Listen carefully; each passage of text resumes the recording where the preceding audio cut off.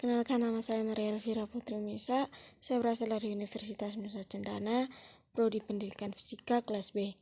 Di sini saya akan menjelaskan sedikit mengenai sejarah perkembangan fisika. Sejarah fisika sepanjang yang dikenal dimulai sekitar pada tahun 2400 sebelum Masehi. Ketika saat itu kebudayaan harapan memakai suatu benda untuk memperkirakan dan menghitung sudut bintang di angkasa. Sejak saat itu fisika terus berkembang sampai ke sekarang ini. Perkembangan itu tidak hanya membawa perubahan dalam bidang dunia benda, matematika, dan filosofi, tetapi juga melalui teknologi membawa perubahan ke dunia sosial masyarakat. Revolusi ilmu yang berlangsung pada tahun 1600 dapat dikatakan menjadi batas antara pemikiran purba dan lahirnya fisika klasik. Dan akhirnya berlanjut ke tahun 1900 yang mendandakan mulai berkembangnya era baru, yaitu era fisika modern. Fisika modern adalah salah satu ilmu fisika yang mempelajari perilaku materi dan energi pada skala atomik dan partikel-partikel subatomik dan gelombang. Teori fisika modern menawarkan konsep kuantum untuk menjelaskan anomali yang terjadi, sehingga paradigma mengenai sifat cahaya sebagai gelombang harus berubah menjadi dualisme gelombang dan partikel. Sejak 100 tahun dulu, manusia memperhatikan benda-benda di sekitar berinteraksi. Kenapa benda yang tanpa disentuh atau disangga ia akan jatuh, dan kenapa benda yang berlawanan mempunyai sifat yang berlainan juga, dan sebagainya lagi. Mereka juga mengira-ngira tentang misteri alam semesta, bagaimana wujud dan posisi bumi di tengah alam yang luas ini, dan bagaimana sifat matahari dalam bumi, dan dua benda yang mempunyai posisi penting dalam kehidupan manusia purba. Fisika pada awalnya ini kebanyakan mengembangkan dari alam filosofi dan bukan dari eksperimen yang sistematis.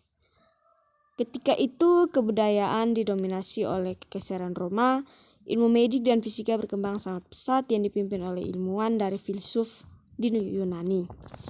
Runtuhnya kekaisaran Roma mempunyai dampak pada mundurnya perkembangan ilmu-ilmu di daratan Eropa. Bagaimanapun juga, kebudayaan di Timur Tengah terus mengembang pesat. Banyak ilmuwan dari Yunani yang mencari dukungan dan bantuan di Timur Tengah. Penghabisannya, ilmuwan muslim pun sukses mengembangkan ilmu astronomi dan matematika, yang penghabisannya menemukan ronde ilmu-ilmu baru, yaitu ilmu kimia.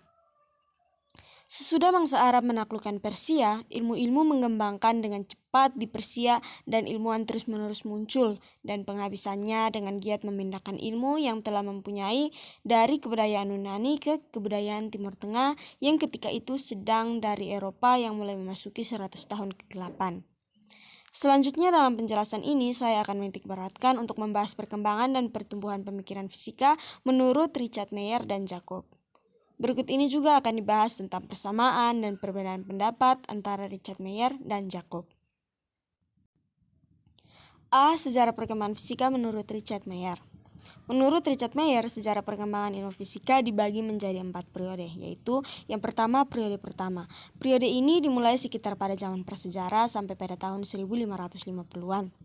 Dalam periode ini, belum adanya penelitian yang sistematis, dan pada zaman ini manusia mulai mengembangkan ilmu pengetahuan menggunakan pola pikir mereka saja. Ilmu pengetahuan berkembang dengan adanya pengamatan, pengalaman, dan pemikiran yang sangat-sangat terbatas. Beberapa penemuan pada periode ini diantaranya yang pertama, sekitar pada tahun 2.400.000 sebelum Masehi sampai 599 sebelum Masehi. Di bidang astronomi, orang-orang yang hidup pada zaman tersebut sudah menghasilkan kalender Mesir dengan perhitungan 1 tahun sama dengan 365 hari. Selain itu juga mereka memprediksi gerhana, membuat jam matahari, dan membuat katalog bintang. Dalam bidang teknologi, mereka sudah mengenal peleburan berbagai logam, pembuatan roda, teknologi bangunan, standar berat, pengukuran, dan koin. Yang kedua, sekitar tahun 600 sebelum Masehi sampai 530 Masehi. Pada zaman ini, perkembangan ilmu dan teknologi sangat terkait dengan perkembangan matematika. Dalam bidang astronomi sudah ada pengamatan tentang gerak benda langit, termasuk bumi, jarak, dan ukuran benda langit. Dalam bidang sains fisik, sudah ada hipotesis Demokritus bahwa materi terdiri dari atom-atom, Archimedes melalui tradisi fisika matematika untuk menjelaskan kontrol, hukum-hukum hidrostatika, dan lain-lainnya lagi. Yang ketiga, sekitar pada tahun 530 Masehi sampai 1450 Masehi. Mundurnya tradisi sains di Eropa pada pesatnya perkembangan sains di Timur Tengah. Pada saat itu perkembangan teknologi di dunia Islam semakin berkembang. Di antaranya munculnya tokoh-tokoh fisikawan muslim yaitu Ibnu Al-Haytham dalam karyanya bertajuk Kitab Al-Manasir. Abu Nas Mansur yang menemukan hukum sains. Dalam kurun waktu itu juga terjadi perkembangan ilmu kalkulus. Dalam bidang astronomi, adanya Almages, karya Ptolemeus yang menjadi teks standar untuk astronomi. Dalam sains fisika, Aristoteles berpendapat bahwa gerak bisa terjadi jika ada yang mendorong secara terus-menerus, kemagnetan berkembang, eksperimen optikal berkembang, dan ilmu kimia terus berkembang. Yang keempat, sekitar pada tahun 1450 Masehi sampai 1550 Masehi. Adanya publikasi teori heliocentris dari Copernicus yang tercetak dalam bukunya yaitu De Revolutionibus Orbium Caelestium, dan pendapatnya yang paling terkenal yaitu heliocentris yang menggantikan posisi bumi sebagai pusat alam semesta dengan matahari. Dan ia juga menggambarkan gerakan benda-benda langit, sehingga ilmuwan yang dikembangkan oleh Kopernikus menjadi titik penting dalam revolusi saintifik, yaitu ketika ilmuwan mulai memikirkan gaya-gaya yang menyebabkan gerak benda langit. Periode kedua dimulai pada tahun 1500-an sampai tahun 1800-an. Pada periode kedua ini mulai dikembangkan metode penelitian yang sistematis dengan Galileo dikenal sebagai pencetus metode saintifik dalam penelitian. Galileo memperbaiki teori-teori sebelumnya untuk menghasilkan mekanika. Dalam bukunya Discourses Concerning Two New Sciences, ia tidak lagi mencari penyebab gerakan tapi menerangkan dengan gejalanya juga. Newton meneruskan kerja Galileo terutama dalam bidang mekanika, menghasilkan hukum-hukum gerak yang sampai sekarang masih kita pakai. Sehingga dari tulisan Galileo, terhubunglah benang merah langsung ke mekanika Newton. Dalam mekanika selain hukum-hukum Newton dihasilkan pula persamaan Bernoulli, teori kinetik gas, vibrasi transversal dari batang, kekekalan, momentum sudut, dan persamaan Lagrange. Dalam fisika panas ada penemuan termometer, asas Black, dan kalorimeter. Dalam gelombang cahaya ada penemuan abrasi dan pengukuran kelajuan cahaya.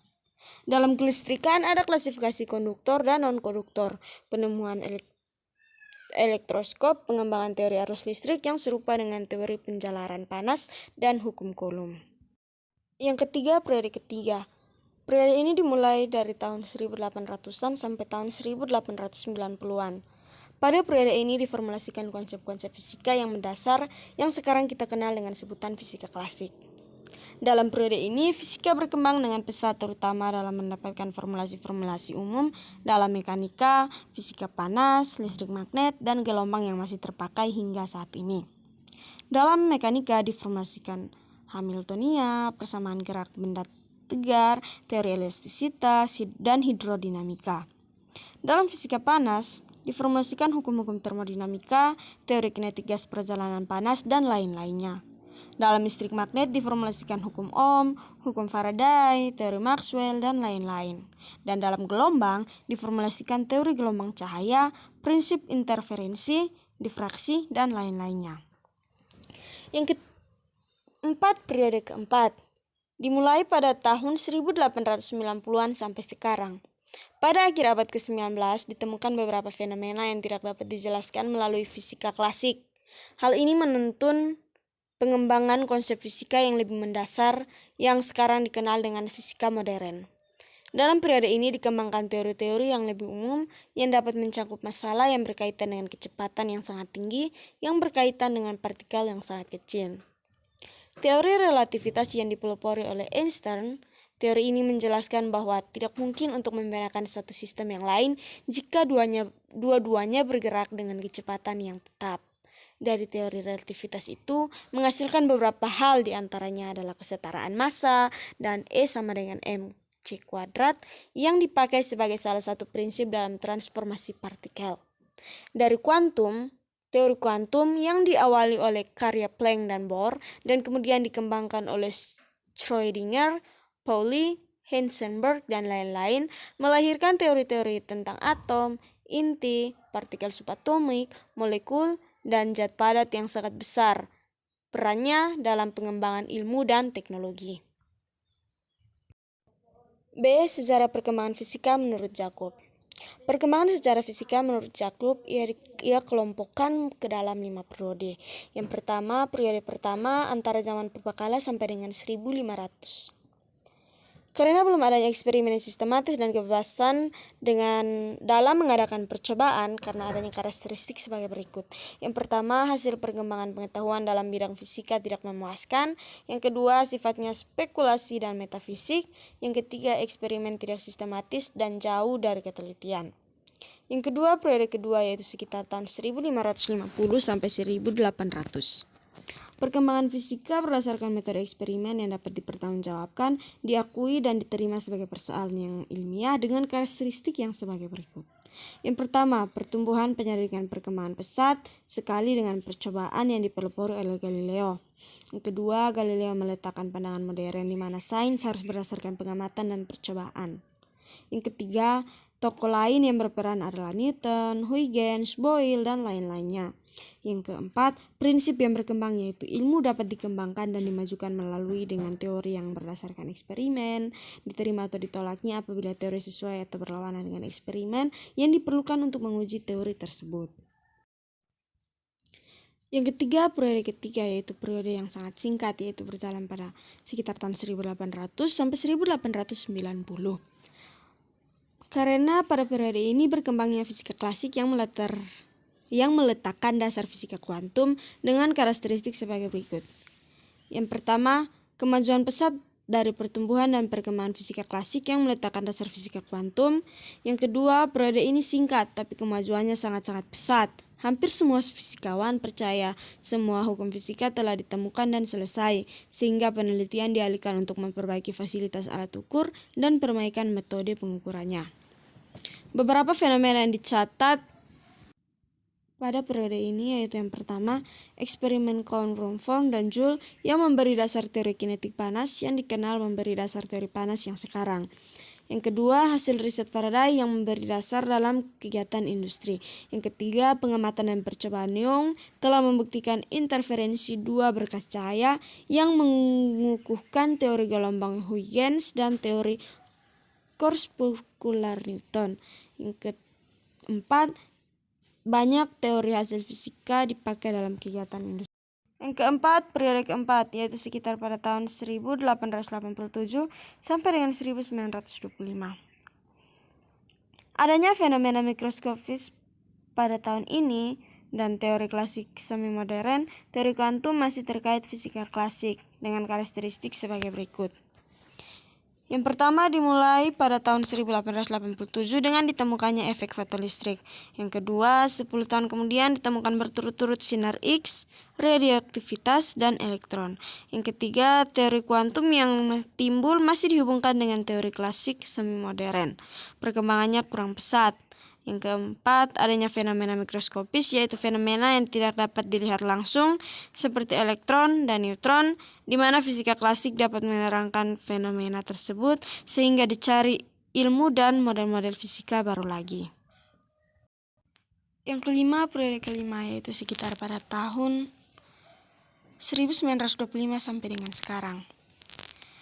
Fenomena mikroskopis levosionar dibuat teori baru yang tidak terkait fisika klasik, yaitu karakteristiknya sebagai berikut. Yang pertama, dinilai perkembangan baru dengan dibuatnya teori-teori baru yang lebih revolusioner dengan tidak menggunakan mekanika klasik. Yang kedua, teori baru ini muncul berdasarkan uraian teori Tisde, Broglie, Heisenberg, dan Schrödinger, serta percobaan Davison, Garmer, dan Thomson.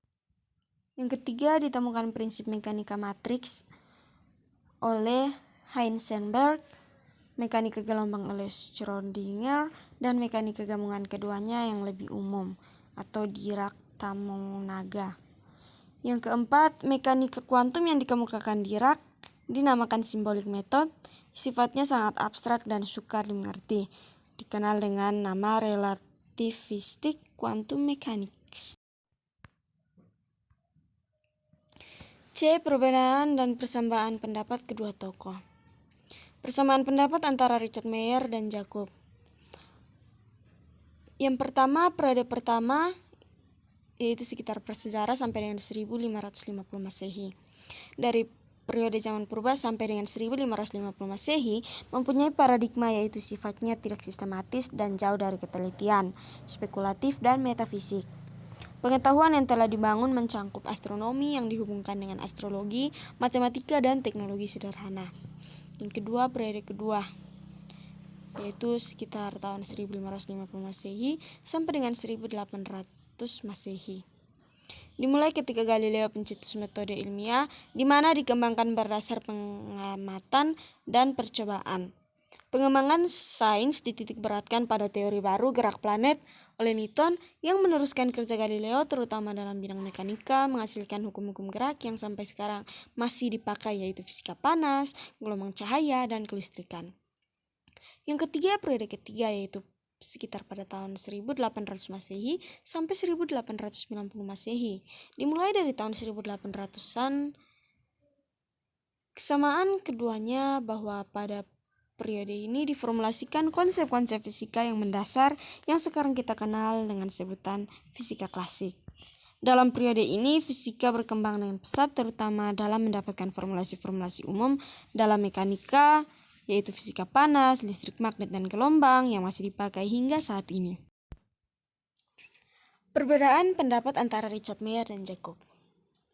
Dalam periode keempat, yaitu sekitar pada tahun 1890 Masehi sampai sekarang, Jacob membagi ke dalam dua periode lagi, yaitu pada tahun 1890 Masehi sampai 1925 dan 1925 sampai dengan sekarang. Ia membagi periode tersebut menjadi dua bagian karena fenomena fisika modern yang berkembang masih terkait dengan fisika klasik dan juga perkembangan masih terkait dengan fisika klasik dan juga perkembangan fisika modern di zaman kurang pesat pada saat ini. Sedangkan Richard Meyer tidak membagi ke dalam dua periode dalam perkembangan tersebut dikarenakan dinilai keduanya sudah termasuk dalam era fisika modern.